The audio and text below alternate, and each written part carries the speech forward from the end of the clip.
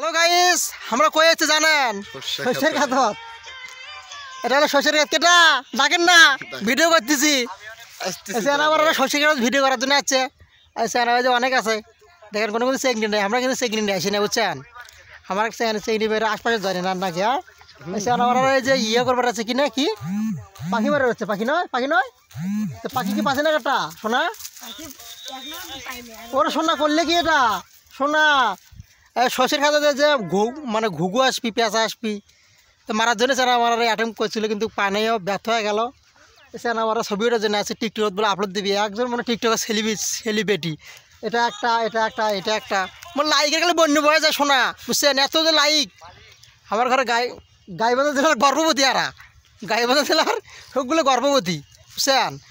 আর বেশি বেশি করে লাইক করবেন, শেয়ার করবেন। আর আমার না ইউটিউব চ্যানেলগুলো ছোটো না আছে, বুঝ করে না বেল বাটন কেন চাপ ধরে থাকবেন, সাবস্ক্রাইব করবেন। আমরা খুশি হবো। এই আমার ঘরে হলো শস্যের খাতের ভিডিও, বুঝছেন? ভালো থাকেন সবাই, আল্লাহ হাফেজ।